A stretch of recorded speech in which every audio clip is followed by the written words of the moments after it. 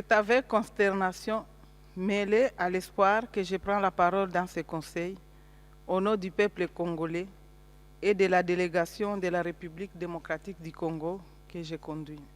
Et la situation des droits humains au Congo est vraiment alarmante et nous devons à chaque fois faire une mise à jour pour interpeller la communauté internationale à pouvoir nous venir en aide.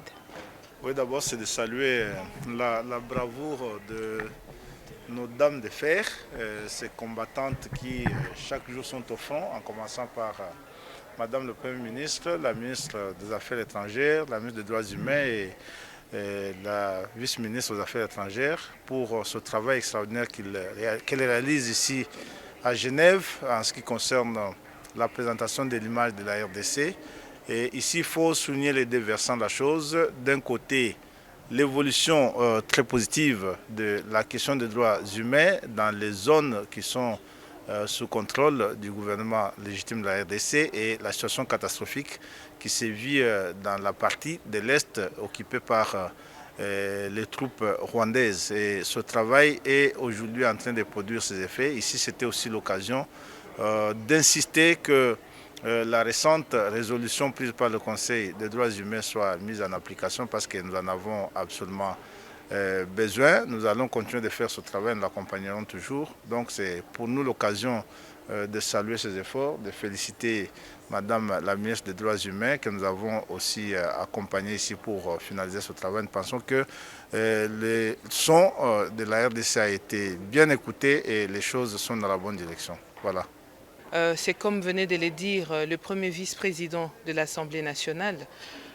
Mis à part la partie est de notre pays, la situation des droits de l'homme en République démocratique du Congo observe des avancées qui ne sont pas à négliger.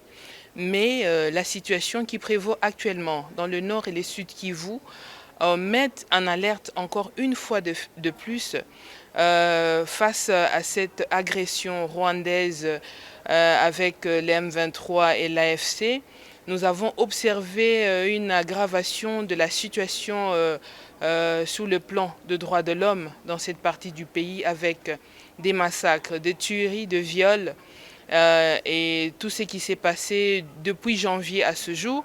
Et cette situation est continuelle et nous sommes venus passer un message au Conseil des droits de l'homme, alerter la communauté internationale que ces exactions qui se font dans cette partie du pays remettent en cause tout le travail que son Excellence Monsieur le Président de la République a entamé sur le plan de droits de l'homme.